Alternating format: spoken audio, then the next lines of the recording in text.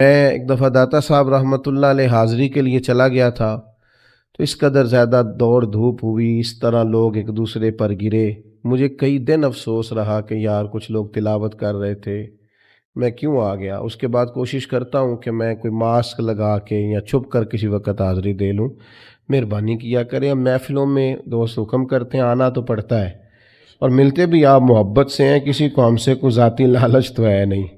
लेकिन उसमें अगर साथ वाले को आप तकलीफ़ दे रहे हैं या किसी बुज़ुर्ग को धक्का दे रहे हैं, तो इससे ज़ाहिर है कि नफ़ा नहीं होगा, ये इखलाकी तौर पर भी दुरुस्त नहीं है।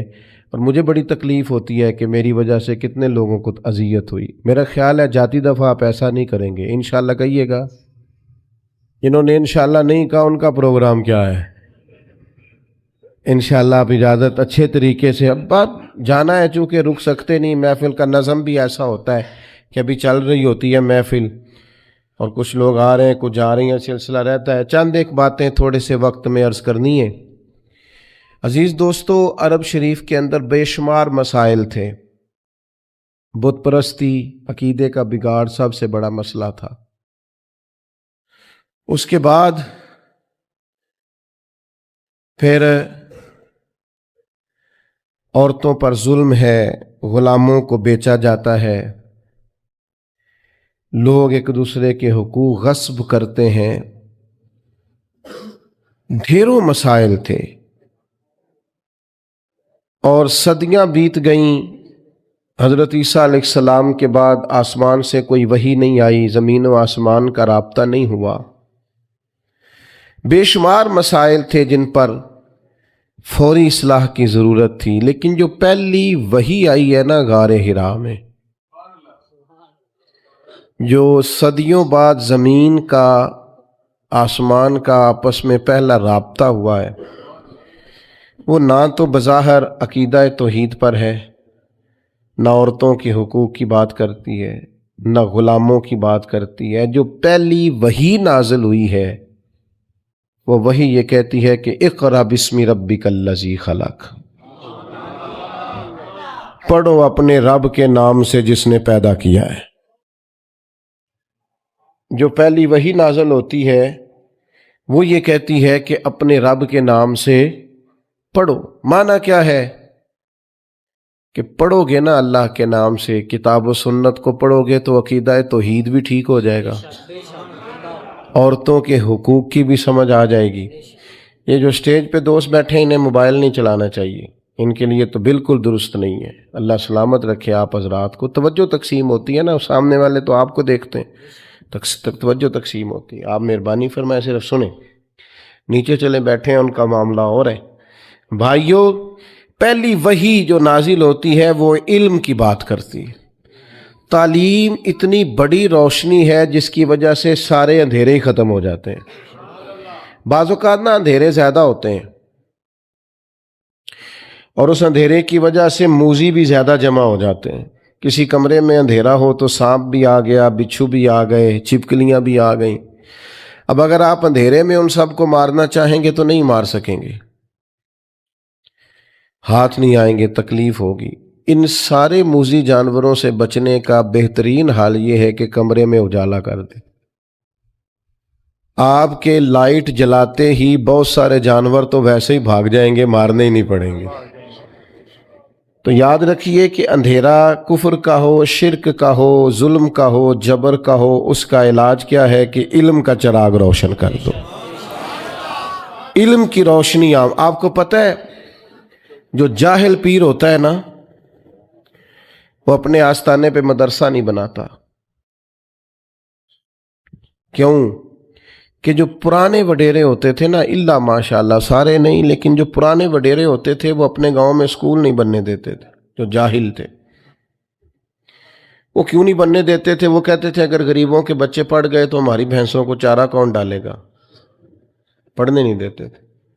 जाहिल पीर अपने आस्थाने पर मदरसा नहीं बनने देता, उसको पता होता है अगर ये बच्चे पढ़ गए तो मुझे पीर कौन मानेगा, मेरा तो सौदा ही जहालत की वजह से बिकता है। तो अगर ये पढ़ गए तो फिर मुझे थोड़ी मानेंगे, इनको समझ आ जाएगी किताब व सुन्नत क्या कहती है। इल्म की रोशनी, किताब व सुन्नत का इल्म, ये आपको बातनी तौर पर तवाना करता है। ये दौर आया है, लोग मोटिवेट होना चाहते हैं, उसके लिए मोटिवेशनल स्पीकर्स के पास जाते हैं कि मुझे कायल कर दिया जाए। मियाँ बीवी के बाहमी मामलात एक बहुत बड़ा और अहम इशू होता है। आपको पता है किसी घर के अंदर घर भी कुशादा हो और औलाद भी हो, सारी नेमतें मौजूद हों, लेकिन मियाँ बीवी का प्यार ना हो, उस घर में रहा नहीं जा सकता। सारी आसानियों के बावजूद उस घर में अजियत होती। अब उस पर किताबें लिखी जाती हैं, अब तो बाकायदा सेशन होने लगे हैं, लोग मोटिवेट होते हैं कि हुकूक का पता चले, एक दूसरे के साथ गुजारा कैसे करना है। मैं कहता हूँ आप सारी तालीमात छोड़ें, कुरान और सुन्नत से फैज़ लें, आपका सीना रोशन कर देगा। एक जुमला कुरान मजीद का, हुन्ना लिबासुल लकुम व अंतुम लिबासुल लहुन, मर्द औरत का लिबास है, औरत मर्द का लिबास है। ये एक जुमला कुरान मजीद का, सिर्फ एक, मर्द औरत का लिबास है और औरत, ये सिर्फ एक जुमला समझ में आ जाए ना, तो आप कभी गौर करें तो आपको अंदाजा होगा। बड़ी बातें यहां, बड़े खूबसूरत पहलू उलमाए तफसीर ने छेड़े हैं। 3 बातें अर्ज करता हूं। उलमा ने लिखा है मर्द औरत का लिबास है। ये देखिए किताब व सुन्नत के इल्म की रोशनी का क्या हाल है। मर्द औरत का लिबास है और औरत मर्द का लिबास है। फरमाते हैं पहली बात यह है कि गर्मी हो या सर्दी हो, जिस्म को मौसम की शिद्दत से लिबास ही बचाता है। आप यानी सख्त गर्मियों में भी लोग कहते हैं सर पे कपड़ा ले लो ताकि धूप की तमाज़त से बच सको। गर्मी हो या सर्दी हो, मौसम की शिद्दत से लिबास बचाता है। तो मियाँ बीवी भी एक दूसरे को हालात की शिद्दत से बचाते हैं। ये इस रिश्ते की खूबसूरती है। फिर आप ये देखें कि बाज़ औक़ात जिस्म पर धब्बे होते हैं, ऐब होते हैं, लिबास पहन लें तो सारे छुप जाते हैं। माना क्या है, मियाँ बीवी एक दूसरे के ऐब छुपाते हैं। फिर इंसान कितना भी खूबसूरत क्यों ना हो, बगैर लिबास के खूबसूरत नहीं होता। अल्लाह करे आपको समझ आए। लोग ये नहीं कहते बंदा अच्छा लग रहा है, कहते हैं कपड़े कितने अच्छे लग रहे हैं। ये लिबास पहना है, इसमें आप कितने सजे हैं, कितने प्यारे लग रहे हैं। दीन ने कहा मियाँ बीवी एक दूसरे का लिबास है। मर्द बीवी की वजह से सजेगा, औरत खामंद की वजह से जीनत पाएगी। तो कुरान मजीद का जो इल्म है, कुरान मजीद की जो तालीमात हैं, किताब व सुन्नत के जो इरशादात हैं, वो ताज़ा दम करेंगे। जब तक उम्मत कुरान मजीद से रहनुमाई लेगी, जब तक उम्मत कुरान मजीद की तरफ रग़बत करेगी, हदीस पाक की तरफ तवज्जो करेगी, ये आसान जिंदगी गुजारेगी। लेकिन हम ना बरकत के लिए तो कुरान मजीद पढ़ते हैं, नई दुकान शुरू करते हैं, लोग तिलावत कराते हैं ना वहां, किस लिए? तिलावत तो इसलिए करानी चाहिए थी कि मैं दुकान उस तरह चलाऊंगा जिस तरह कुरान बताता है, मैं उस तरह तजारत करूंगा जो अहकामात, इसलिए करानी चाहिए थी ना।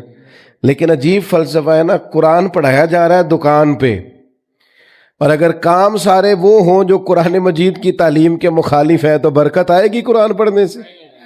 आप तिजारत उस तरह करें जो तालीम कुरान इरशाद फरमाता है। आप सिर्फ बरकत देखें जी, मैंने नया मकान बनाया है तो कुरान पढ़ा लो, किस लिए? आप ये बताएं कि आपने मकान उसी तरह बनाया ना हलाल पैसों का जो कुरान बताता है। आप इसमें जिंदगी उसी तरह गुजारेंगे जो कुरान तालीम देता है। तालीम कुरान के मुताबिक कुरान कहता है या अय्युहल्लज़ीना आमनू कू अनफुसकुम व अहलीकुम नारा, ऐ ईमान वालों खुद भी जहन्नम से बचो और अपने घर वालों को भी जहन्नम से बचाओ। ये कुरान मजीद घर बताने का तरीका बताता है कि कोई ऐसा काम ना करना जो दोज़ख में ले जाए। तुमने खुद भी बचना है। हज़रत उमर रज़ी अल्लाह तआला अन्हु ने यह आयत नाजिल हुई तो नबी करीम अलैहिस्सलाम से पूछा या रसूल अल्लाह इसका माना क्या है? खुद भी दोज़ख से बचो और अपने घर वालों को भी बचाओ, इसका क्या माना है? तो नबी पाक अलैहिस्सलाम ने फरमाया उमर इसका माना यह है कि जिन चीज़ों का अल्लाह रसूल तुम्हें हुक्म देते हैं तुम अपने घर वालों को उन चीज़ों का हुक्म दो, और जिन चीज़ों से रब रसूल तुम्हें मना करते हैं तुम अपने घर वालों को उन चीज़ों से मना करो। मतलब क्या हुआ कि घर उस तरह चलाओ जो दीन कहता है, अपने घर के अंदर निज़ाम वो नाफिज करो जो कुरान और हदीस का निज़ाम है, जो कुरान और सुन्नत का पैगाम है। लेकिन लोग तिलावत कराएंगे घर में बरकत के लिए, कुरान के मुताबिक घर चलाने की कोशिश। सहाबा का ये तरीका था कि कुरान और सुन्नत का जो हुक्म उन्हें मिलता था उस पर अमल करते थे। हमारे यहाँ बड़ी बरकत होती है माशाल्लाह जी, तिलावत हो जाए पहले, अल्लाह खैर करे, सियासी जलसों में भी पहले तिलावत होती है, बाद में तर्जमा भी होता है। ओ खुदा के बंदे, इनसे पूछ कि तिलावत और तर्जमे की हद, और पता नहीं किस बीमारी का नाम है जमहूरियत, और किस खास अफीम का नाम लोगों ने रख लिया है जमहूरियत, ना किसी जमात में है ना किसी जगह है। और पता नहीं, इस्लाम तो किसी जमहूरियत का कायल नहीं, इस्लाम तो खिलाफत का कायल है। इस्लाम तो कहता है कि आपको कोई नया कानून बनाने की जरूरत नहीं, कानून तो अल्लाह रसूल ने बना दिए, आप नायब बन के उनका निफाज करें, बात खत्म हो गई। और लोग अपना अपना चूरन बेचते हैं, और कौम को वो जिस जमाने में गालबन 97 में या 99 में एक हुकूमत बदली थी, तो मैं सुबह सुबह एक जगह पे अखबार पढ़ रहा था, तो एक बाबा जी नाश्ता बेचा करते थे। मैंने उनसे कहा आपको पता है रात की हुकूमत बदल गई? कहता पुत्र जेड़ा मर्जी आवे, मैं तो मजदूरी करके रोटी खानी, सानू तो हुकूमत ना कदे कोई फायदा नजर, मेहनत करते हैं तो खाते हैं, कहीं नजर नहीं आता ये मामला क्या है। तो भाई याद रखेंगे आप कि आप तिलावतें तो करा रहे हैं असेंबलियों में भी, दीगर जगहों, ये भी बताएं कि कुरान के निज़ाम के मुताबिक चला रहे हैं नज़्म को। कुरान मजीद, हदीस पाक ये अमल के लिए हैं। हमारे यहाँ जलसे होते हैं, कितने घंटे की तकरीर हुई? 3 घंटे की। कितने घंटे की तकरीर हुई? 2 घंटे। कितने घंटे की तकरीर हुई? 1.5 घंटे की। अब आप सारी तकरीर छोड़ें, 5 मिनट उस जो तकरीर है उसमें से 5 मिनट वाली तकरीर पे अमल करें, जो बताया गया उसमें से 5। मैं एक जगह पे बयान के लिए गया तो गुफ्तगू मैंने की, मैं आ गया, अगले साल वो दोस्त फिर आ गए, कहने लगे पिछले साल आपने 25 मिनट तकरीर की थी, ऐत की लंबी कीजिएगा। मैंने कहा 25 मिनट वाली पे अमल हो गया? अगर तो 25 मिनट वाली पे अमल हो गया तो चलो इस दफ़ा 40 मिनट कर लेते हैं। लेकिन अगर हमने कुरान और हदीस को भी माशअल्लाह कानों के जायके के लिए रखा हुआ है, क्या बात की, बड़ा मज़ा आया माशाल्लाह, वो अमल कब करना। सहाबाए किराम ने किताब सुन्नत को लिया तो वो समझते थे यही तालीमात निजात है, जो हुक्म आया अमल किया। अल्लाह ने फरमाया लन तनालुल बिर्रा हत्ता तुनफिकू मिम्मा तुहिब्बून, तुम हरगिज भलाई को नहीं पहुंचोगे जब तक अपनी प्यारी चीज खर्च ना करो। हमने भी आयत सुनी है ना कई दफा। मैं आपसे हाँ ना नहीं कराता, आप बोलिएगा ना, बस अपने दिल से पूछिएगा क्या कभी कोई प्यारी चीज खर्च की है अल्लाह के रास्ते में? ये बड़ी प्यारी थी, रब के रास्ते में दे दो। यहां तो मस्जिद की टोपी में वो नोट निकल आते हैं जो चलते ही नहीं। प्यारी चीज खर्च कर रहे हैं ना अल्लाह के रास्ते में। जो ये आयत हमने भी सुनी और सहाबा ने भी सुनी, लेकिन हजरत अबू तलहा अंसारी ने आके फौरन अर्ज किया आयत सुनने के बाद कि या रसूल अल्लाह सल्लल्लाहु अलैहि वसल्लम, मुझे बाग बड़ा प्यारा है, और रब कहता है अल्लाह के रास्ते में प्यारी चीज खर्च करो तो मेरा बाग कबूल फरमा ले। एक सहाबी ने अर्ज की हुजूर ये घोड़ा बड़ा प्यारा है, मैंने बड़े चाव से रखा है, खिदमत करता हूं, मेरा कबूल फरमा ले। एक शख्स को, एक सहाबी को शक्कर पसंद थी, वो शक्कर की बोरियां ही खरीद कर खैरात करते। वो कहते जब मेरा मालिक कहता है प्यारी चीज खर्च करो तो फिर मैं प्यारी खर्च करूंगा ना। भाई कुरान और हदीस पर अमल किया जाएगा, ये अमल के लिए आया है। आप इस पर सुभान अल्लाह कह के, माशाअल्लाह कह के और नारा लगा के रुखसत नहीं हो जाएंगे, बल्कि किताब व सुन्नत के जो अहकाम है उन पर अमल करेंगे। एक आयत नाजिल हुई, इख्तरब लिन्नासी हिसाबुहुम वहुम फी गफलतिन मुरिदून, हिसाब का वक्त करीब आ गया है और लोग अभी भी गफलत में मुंह फेरे हुए।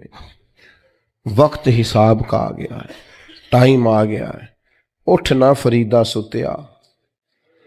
दाढ़ी आ गया ही पूर, हुण ते अग्गा नेड़े आ गया, हुण ते पिछा रह गया दूर। ते चल उठ ना फरीदा सुतिया, ते खलकत वेखन जा, वो मते कोई मिल जाई बख्शिया ते तुम ही बख्शिया जा। तो अल्लाह ने फरमाया हिसाब का वक्त करीब आ गया, लोग अभी भी गाफिल है। हजरत अनस बिन मालिक रज़ी अल्लाह तआला अन्हु फरमाते हैं, आयत नाजिल हुई और मैं ये आयत सुनकर मस्जिद से बाहर निकला, बाद सहाबा जल्दी चले गए नमाज के बाद और मैं बैठा रहा। आयत नाजिल हुई, मैं सुनी, मैं गुजर रहा था तो एक सहाबी अपना मकान बना रहे थे। मैं उनके करीब से गुजरा तो वो मुझे कहने लगे मस्जिद शरीफ से आए हो? मैंने कहा हाँ। कहने लगे कोई नई आयत? मैंने कहा आयत आई है ना, रब फरमाता है हिसाब का वक्त करीब आ गया। लोग अभी भी गाफिल हैं। कहते हैं ये आयत मैंने सुनाई, वो ऊपर थे, दीवार ऊंची हो गई थी, छत के करीब से अभी काम कर रहे थे। मैंने आयत सुनाई, मैं आगे गुजर गया, पीछे से मुझे कुछ गिरने की आवाज़ आई। मैंने पलट के देखा तो उन्होंने छलांग लगा दी थी। मैंने कहा मकान नहीं बनाना। कहने लगे तुम्ही ने तो बताया कि हिसाब का वक्त आ गया है, अभी तो आयत आई है। तो अब मैं जाऊंगा हुजूर से पूछूंगा कि इन चीज़ों की हकीकत क्या है। भाइयों, अबरू का इशारा आता तो वो लोग अमल करते। हम क्या कर रहे हैं? हमारा मिजाज ये है कि हम अमली ज़िंदगी में नहीं आते। बड़ी तारीफ़ें की, मैं बहुत बड़े पीर साहब का मुरीद हूँ, ओहो क्या बात, मेरे हज़रत में ये खूबी है, ये कमाल है, ये इल्म है, ये फ़ज़ल है, ये तकवा है, ये रूहानियत है। आप बड़ी तारीफ़ें करें अपने मुर्शद की, लेकिन अगर घर जाके माज़अल्लाह बीवी को गाली दोगे तो वो आपकी तारीफ़ों को कुछ नहीं समझेगी। वो कहेगी ऐसा खाया तेनू तेरे पीर साहब ने, ऐ सबक देंदे नहीं। मैं सही कह रहा हूँ कि नहीं? वो कहते हैं तू कर तारीफ़ें जितनी मर्जी, पर ये तुझे इखलाक दिया, ये तरीका सिखाया। आप कहें मैं बहुत बड़े उस्ताद साहब के पास बैठता हूँ, क्या बात है, आज क्या नुक्ता बयान किया, लेकिन अगर आप अपने हमसाए के साथ सलूक अच्छा नहीं ना करते तो कहता है ये तुम्हें तालीम देते हैं तुम्हारे उस्ताद, ये बताते हैं तुम्हें। एक मिनट के अंदर लोग कह देते हैं ये तुम्हारा स्टेटस है। भाई किताब व सुन्नत पर अमल करेंगे, ये वो रोशनी है जो सारे अंधेरे दूर करेगी। अमली जिंदगी असल हुसन है कि आपके अंदर अमल की कैफियत क्या है। आप कुरान और सुन्नत से जुड़ें, उन इखलाकी रवैयों को अपनाएं जो इखलाकी रवैये हमें हमारे नबी करीम ने अता फरमाए हैं। लेकिन मैं बड़ी अदब से आप हजरात की खिदमत में अर्ज़ करूँगा, हमने कोई साहब कहते हैं मुझे 40 साल हो गए मौलवी सुनते हुए, क्यों कहते हैं 30 साल हो गए। तो भाई आप में तब्दीली क्या आई? क्या आपने सीखा? क्या मैं एक जगह पे बयान के लिए मुझे बुला लिया गया, हाजिर हो गया, तो मुझे कहने लगे कि शायद 21वीं के 22वीं या शायद 25वीं के 26वीं हमारी महफिल है, और बड़े बड़े उन्होंने नामवर उलमा खुतबा के नाम, ये आए वो आए, मेज़बान, हमने इसको बुलाया, फिर अगले साल इसको बुलाया। वो बताते हैं ना हमारे बच्चे कायल करने के लिए बाज़ औक़ात, तो मुझे भी उन्होंने कहा, तो मैंने मेज़बान से जो ज़रा ज़्यादा ही बातें कर रहे थे, मैंने उनसे कहा कि कान में, मैंने कहा आप नमाज पढ़ते हैं? कहने लगा बस सुस्ती हो जाती, दुआ करो। मैं उन्होंने क्या, मैं क्या अगू ना दसी कि इन्हें मौलवी बुलाए ने, नहीं समझे बात आप? मैं क्या मैं बदनाम ना करी। उन्हें कहना एडे 25-26 मौलवी भी तेनों नमाजी नहीं बना सके, तो ये बदनाम ना करना। आज के बाद कोई ज़रूरत नहीं है बताने की कि मैं फ़लाँ को भी बुलाया, फ़लाँ को भी, इसका माना ही कोई नहीं। ये क्या है महफिल? महफिल को आपने क्या समझ लिया? ये इतनी बड़ी नेमत थी, इतना बरकत वाला काम था महफिल, इसमें तो दिल बदल जाते हैं। पर आपने क्या माहौल समझा है महफिल का? इसको भी एक दुनियादारी बना लिया, क्या समझा आपने इसको? तो भाई अमली ज़िंदगी, किरदार वाली ज़िंदगी, आपका इखलाक संवर जाए। एक महफिल से बंदा उठ के जाए तो एक बुरी आदत तो छोड़े ना, एक अच्छी आदत तो अपनाए ना, उसके अंदर से एक शर जाए, कम से कम एक महफिल के बाद एक खैर तो आए ना। लेकिन वो बस ठीक है, जिस तरह सारी महफिलें होती हैं इसमें भी चले गए। अगर महफिल दुनियावी थी तो चलो वहाँ और रंग में चले गए, अगर किसी ने दीनी महफिल में बुला लिया तो किसी से टोपी उधार ले ली, वहां जाके भी हम कुर्सी सदारत पे बराजमान हो गए, लेकिन समझने का, बदलने का, तब्दील होने का कोई प्रोग्राम नहीं होता। तो खुदारा इसको भी आप वो लहजा ना इसका भी अपनाएं किताब व सुन्नत अमल के लिए, और ये आपके दिल से टकराता है तो ये तब्दीली लाता है। मैं एक दफ़ा दोस्तों से कह रहा था, अगर कोई आलिम दीन पीर हो तो उसकी करामतें थोड़ी होती हैं, बल्कि बाज़-औक़ात होती नहीं। आलिम कोई हो ना, पीरी मुरीदी कर रहा हो, तो उनके यहाँ आपको कम मिलेगा करामतें सुनाई जा रही हैं, ये कर दिया वो कर दिया, वो नहीं मिलता। और जाहिल आदमी हो ना कोई पीर इल्ला, तो करामतें ज़्यादा होती हैं। क्यों? कि जहाँ इल्म होता है ना वहाँ संजीदगी भी होती है, और जहाँ इल्म नहीं ना होता वहाँ सारा कुछ चल जाता है।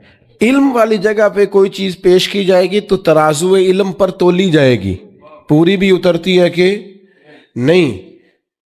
तो अगर वहाँ इल्म नहीं होगा तो फिर तराजू भी, वो बाज़-औक़ात मुरब्बतन भी कुछ लोगों की बातें सुननी पड़ती हैं। एक दोस्त मेरे पास आया करते थे, किसी पीर साहब के मुरीद थे, तो तकरीबन रोज़ाना ही उनके पास 2-3 नई करामतें होती थी। हालांकि जेड़े महरम राज हकीकत दे होते राज़े हकीकत खोल दे ही नहीं। जेड़े महरम राज हकीकत दे वो राज़े हकीकत खोल दे नहीं है। जिन्ना वेख्या नहीं हो करन गल्लां, जिन्ना वेख लिया हो ते बोल दे ही नहीं,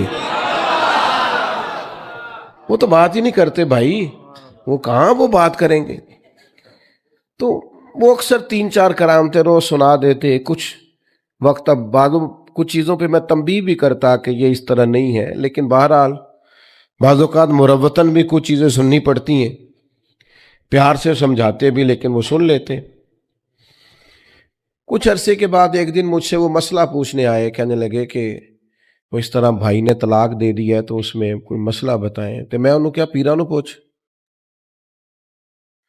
जिन्हें दियाँ 2-3-4 करामतें रोज तू सुनाता है, उनसे पूछो मसला भी। कहने लगा जी उन्होंने तो नहीं ना मसले होंगे, वो कहने ने किसी आलिम ने पूछते। मैं क्या, वो जाहिली करामत उसकी हर रोज नहीं तैयार होती है, और मसला उसे सादा सा भी नहीं आता।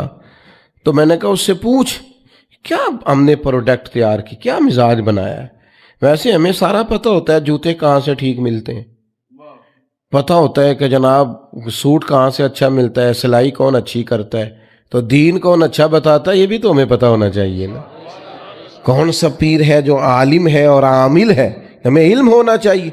तो मैंने ज़्यादा बातें नहीं करनी, वक्त बहुत ज़्यादा हो गया, और मौसम में भी कुछ बाहर आज शिद्दत है, और आप भी मैं देख रहा हूँ कुछ दोस्त सब अंदर बैठे कुछ गर्मी और घुटन भी महसूस कर रहे हैं।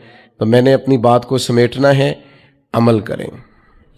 एक तो कुरान और हदीस को सही तौर पर पढ़ें और ज़िंदगी अमल वाली बनाएं। जब कोई बात रब रसूल की पहुंच जाए फिर वो अमल के लिए, उस पर फिर हमेशा बड़ा मुश्किल काम होता है। अपने मुलाजिम को भी उसी तरह का जोड़ा पहनाना जिस तरह का बंदा खुद पहनता है। लोग जब पुराने कपड़े उतार के किसी को देते हैं तो कहते हैं अजय नवे ही ने, हालांकि जो नवे ही होंगे तो देने कोई नहीं सासू, ऐसे ही बोल रहा है जानबूझ के। और फिर हमारे ज़माने में तो जिस बेचारे के पास ड्राइवर रखने के पैसे होते हैं उसकी ये भी ख्वाहिश होती है कि मेरी गाड़ी का दरवाज़ा भी ड्राइवर ही खोले। हालांकि इतना बंदे को कमज़ोर नहीं हो जाना चाहिए, लेकिन बस ज़हन बन जाता है ना। ये बड़ा मुश्किल मरहला है कि आप अपने मुलाजिम को, अपने खादिम को भी उस लेवल का खाना पीना पहनना दें जो आप पहनते हैं। ये आसान नहीं होता। लेकिन एक मकाम पे सिर्फ नबी करीम ने हज़रत अबू ज़र गिफ़ारी से कहा, फरमाते हैं मैंने किसी गुलाम को डांट दिया था तो महबूब ने फरमाया ये तुम्हारे भाई हैं भाई, जैसा खुद खाना वैसा इन्हें भी खिलाना, जैसा खुद पहनना वैसा। तो एक दिन हज़रत अबू ज़र गिफ़ारी अपने गुलाम के साथ बाहर निकले तो आका और गुलाम ने एक तरह के एक लेवल के लिबास पहना हुआ था। तो एक शख्स ने कहा अबू ज़र ये तो यहाँ रिवाज नहीं है। फिर मैं क्या करूँ, पहले नहीं था, अब मदीने वाले का कलमा जो पढ़ लिया है, अब हम बदल गए हैं, हमारे अंदाज बदल गए हैं, अब हमारी जिंदगियां अमली जिंदगियां। अब हम कोशिश करते हैं कि हम वो सारा कुछ अपनाएं जो अल्लाह रसूल हमसे मुतालबा करते हैं। अजीज भाइयों, याद रखिएगा, हमेशा जिंदगी अमल से बनेगी। आप खाली बातें करें, सारा दिन करें, किसी को क्या असर होता है? और फिर आप तजर्बा करके देख लें, आप जो कहते हैं वो नहीं करते बच्चे वो करते हैं जो हम। नमाज क्या है? वो भी मुसल्ले में आपके साथ आगे खड़ा हो जाएगा। वो कई दफा दादा को नाना को सजदा नहीं करने देता, आगे लेट जाता है, वो भी सजदे कर रहा है, उसे पता नहीं किस सिमत सजदा करना है। लेकिन जो आप करते हैं बच्चे भी वो करते हैं। अमली जिंदगी में आपने चलो कभी कहा होगा, घर में कोई मजबूरी होगी, किसी मजबूरी के तहत आपने कहा होगा बच्चे से कि बाहर जाके कह दे मैं घर नहीं। एक दफा आपने झूठ बुलवाया बच्चे से, फिर आप सारी जिंदगी तरसेंगे अपने बच्चे से, कहेंगे पुत्र मेरे साथ तो सच बोला कर, लेकिन वो दोबारा सच क्यों? कि आपने उसे आदत डाली है झूठ की। मेरे भाई, किताब व सुन्नत को पढ़ें और अमल के लिए, अमली जिंदगी में नाफिज करने के लिए। बस बात समेटता हूं। हजरत मौला अली शेर खुदा रदी अल्लाह ताला अन्हु बाजार चले गए, अपने गुलाम को साथ ले गए, 2 जोड़े खरीदे पहनने के लिए। एक जरा महंगा था, एक सस्ता था। गुलाम कहता मैं समझ गया, महंगा आका का है और सस्ता गुलाम का। ऐसे ही होता है ना जी। फरमाते हैं थैले में कपड़े डाल लिए, शॉपिंग करने किसके साथ गए? गुलाम के साथ। मौला अली किसके साथ गए? एक मशवरा दूं आपको, गुलाम के साथ ना जाएं, अब्बा जी के साथ जाएं। दोस्तों को फोन करते हो ना, आज रोटी ना खाई इकट्ठे खावांगे। कदी कदी अब्बा जी ਨੂੰ फोन करो, अब्बा जी आज मेरा दिल बड़ा करदा है, तुसी खाना नहीं खाना जिनी देर मैं ना आवां। मुझे उम्मीद है उस दिन आपका बाप दवाई नहीं खाएगा, उसकी तबीयत ठीक हो जाएगी। अम्मा से फरमाइश करें कि अम्मा जी मेरा बड़ा ही दिल करता है, आज रोटी आपने पकानी है, मेरा दिल कर रहा है। आप यकीन करें, अम्मा बड़ी बूढ़ी और बीमार भी होगी तो ताकत आ जाएगी। मेरे बेटे ने कहा, लेकिन हमने सारा वक्त ही यारों के लिए रख लिया है। माँ बाप को खर्चा ना दो, टाइम दो। छोटे छोटे मशवरे अब्बा जी से किया करो, छोटी छोटी बातें अम्मा से पूछा करो। अम्मा जी से कभी कहें, अब्बा जी से कहें कि आप मेरे साथ चले ना बाजार में कपड़े पसंद करने, तो उनको ताजगी मिलेगी, सुकून आएगा। हजरत मौला अली गुलाम के साथ गए, एक महंगा एक सस्ता 2 जोड़े खरीद लिए। वापिस आए, रास्ते में वो खास मकाम आ गया जिस मकाम पे हजरत मौला अली ने अपने काशाना नूर पे जाना था, गुलाम ने अपनी ख्वाबगाह में अपने घर जाना था। तो हजरत अली फरमाने लगे भाई वो मेरे वाला सूट देना। उसने वो महंगा निकाल के दिया, तो हजरत अली फरमाने लगे ये नहीं मेरा तो वो दूसरा है। तो गुलाम कहने लगा हुजूर आप महंगा पहने ना, आप आका है मैं गुलाम हूं, आप पहने ना महंगा। तो हजरत अली आलिम है ना, फरमाने लगे अगर किसी दलील से ही तकसीम करना है ना तो दलील मैं दे देता हूं। कहा जनाब कौन सी? फरमाया अगर दलील से ही बांटना है तो तू महंगा पहन ले, तू जवान है, और मैं सस्ता पहन लेता हूं, मैं बूढ़ा हूं। चलो दलील से ही तकसीम करना है तो यूं कर ले, अमल वाली जिंदगी, किरदार वाली जिंदगी। बातें थोड़ी भी हो जाएं, तकरीरें थोड़ी भी हो जाएं, गुफ्तो शनीद थोड़ी भी हो जाए, पर दोस्तों अमल। और मैं नौजवानों से बिलखुसूस कहूँगा, अगर आज आपने सच बोलना शुरू ना किया तो फिर आखिरी उम्र तक सच की आदत नहीं होगी। आज खुददार बने, इज्जत नफ्स का मिजाज बनाएं, जो आपका है सिर्फ उसे ही लें, कनात पसंद बने। आज बनेंगे तो बेहतरी आ जाएगी, लेकिन अगर आज आप पाबंद नहीं हैं सच्चाई के, दयानतदारी के, नमाज के, तो फिर बाद में ये ज़रूरियात कभी भी आपको हासिल। अपनी ज़िंदगी को एक खूबसूरत रोल मॉडल बनाएं, अच्छा नमूना बनाएं। आप एक ज़बरदस्त शहरी बने, गुफ्तगू में नहीं, महंगा मोबाइल रखने में नहीं, आला कपड़े पहनने में नहीं, बनने संवरने में नहीं, किरदार में, इखलाक में, अतवार में अपने आप को बेहतर करें। मैं ज़्यादा बात भी कर सकता था, लेकिन मैं कैफियत समझ रहा हूँ माहौल की कि यहीं पर मुझे अपनी गुफ्तगू को समेटना चाहिए। अल्लाह के हुजूर दुआ है, अल्लाह हमारी हाज़िरी को कबूल उठे नहीं जी अभी।